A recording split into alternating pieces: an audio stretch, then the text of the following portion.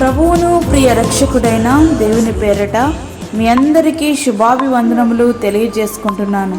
Jesus new creation ministries ద్వారా ఈ రీతిగా ప్రతిరోజు మీతో అనుదిన ఆహారమును పంచుకొనుటకు దేవుడిస్తున్నటువంటి కృపను బట్టి దేవునికి ఎనలేని కృతజ్ఞతలు.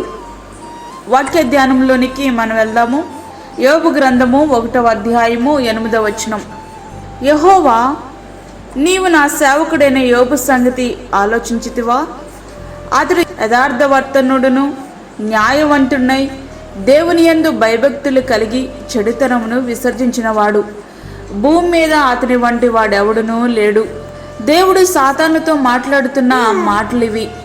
ఒక వ్యక్తిని గురించి దేవుడే స్వయంగా ఇస్తున్నటువంటి సాక్ష్యం. ఇక్కడ మనం సందర్భం చూస్తుంటే సాతానుకు తెలియని యోబు గారిని దేవుడే పరిచయం చేస్తున్నట్లు అనిపిస్తుంది కదూ. కానీ అది వాస్తవము కాదు. యోబు గారి సంగతి మాత్రమే కాదు, ఆయనకు కలిగిన సమస్తమును గూర్చిన సంగతి సాతానుకు తెలుసు. అపవాది యోబు ఓరకయే దేవుని యందు భయభక్తులు గలవాడాయన, నీవు అతనికిని అతని ఇంటికిని అతని కలిగిన సమస్తమునకును చుట్టే కంచె వేసేదివి కదా. నీవు అతని చేతి పనిని దీవించుట చేత అతని ఆస్తి దేశంలో బహుగా విస్తరించి ఉన్నది. అయినను నీవు ఇప్పుడు నీ చేయి చాపి అతనికి కలిగిన సమస్తమును మొత్తిన ఎడల అతడు నీ ముఖము ఎదుటనే దూషించి నిన్ను విడిచిపోవును అని యెహోవాతో వాదిస్తున్నాడు. యోబు గ్రంథము 1వ అధ్యాయము 9 నుండి 11 వచనములు. దేవుడంటే భయభక్తులు కలిగి భూమి అంతటిపైన మంచివాడైన ఒక వ్యక్తి విషయంలో సాతాను యొక్క అభిప్రాయము ఇదే. దేవునిని ఆరాధించడము ద్వారా, దేవునిని సేవించడము ద్వారా తమకు దక్కే లాభము కోసమే మనుషులంతా దేవుణ్ణి ఆరాధిస్తారు అని అంటున్నాడు. మానవ జాతి అంతటిలోనూ దేవుడంటే యథార్థమైన ప్రేమ, భయభక్తులు ఉండటం అన్నది వట్టి మాట అంటున్నాడు సాతాను. ఈ లోకంలో కనిపించే భక్తికి, ఆసక్తికి మూలం కేవలం స్వలాభాపేక్ష, స్వార్థం మాత్రమే అని సాతాను యొక్క అభిప్రాయం. దురదృష్టవశాన సాతాను వెలిపించిన ఈ అభిప్రాయం చాలా మట్టుకు సత్యమే. పాపాత్ములైన మనుషులు కేవలం తమ గురించి ఆలోచిస్తూ ఉంటారు. దేవుని నుంచి తమకేమి లభిస్తుందో అనే చూస్తూ ఉంటారు, కానీ దేవునిని ప్రేమించరు. దేవుడు వ్యక్తుల మనసుల్లో పనిచేసి వారిని మార్చగలడు. వారికి క్రొత్త స్వభావాన్ని ఇచ్చి తన ప్రేమను వారి హృదయాల్లో నింపగలరు. అలాంటి వారు దేవునికి నిజముగా సేవ చేయగలుగుతారు. ఆయన కోసం తమకున్న సమస్తాన్ని వదులుకునేందుకు వెనుకాడరు. పౌలు గారు ఇలా అంటున్నారు, పేతురు, ఇదిగో మేము సమస్తమును విడిచిపెట్టి నిన్ను వెంబడించితిమి అని ఆయనతో చెప్పసాగెను.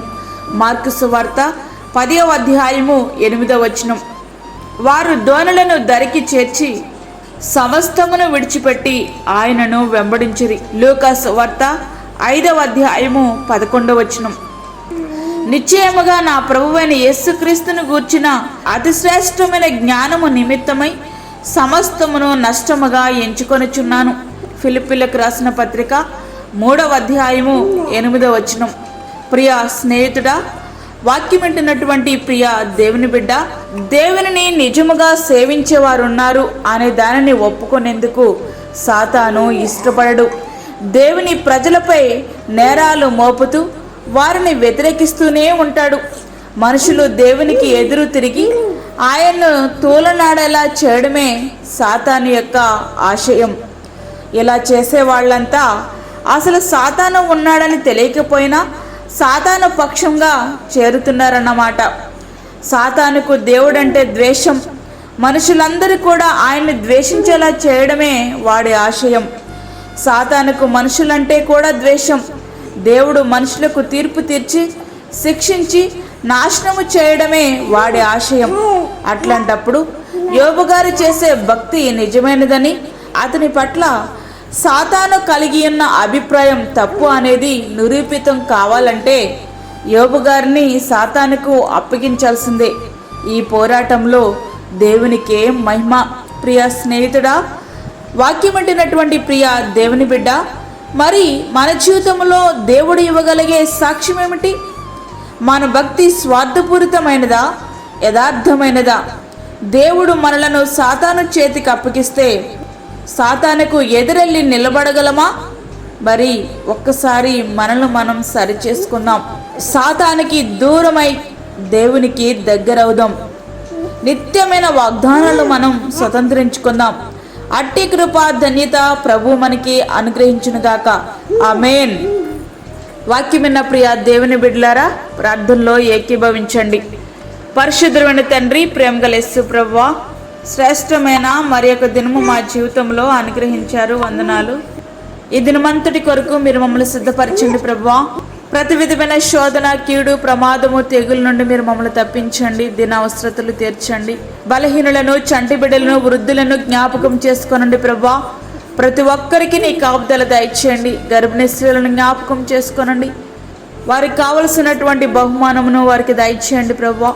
అప్పుల బాధలతో ఇబ్బంది పడుచున్న బిడ్డల యొక్క అవసరతలు మీరు తీర్చండి దేవా. వారి జీవితంలో గొప్ప మేలులు వారు పొందుకునేలాగానే సహాయం ఇచ్చేయండి. యోబు గారి వలె మీరు మమ్మల్ని పరీక్షిస్తున్నటువంటి సమయంలో యథార్థముగా నీ వైపు చూసే కృపను ప్రతి ఒక్క బిడ్డకు మీరు అనుగ్రహించండి.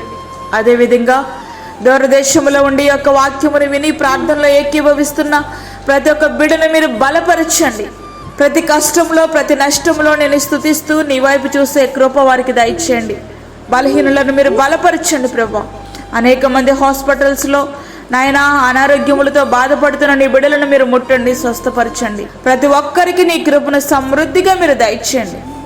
మాకు కాదు ప్రభా, మాకు కాదు, సమస్త మహిమ ప్రభావాలు మీకే ఆరోపించుకుంటూ యేసు పరిశుద్ధ నామమున అడిగి వేడుకుంటున్నాము తండ్రి.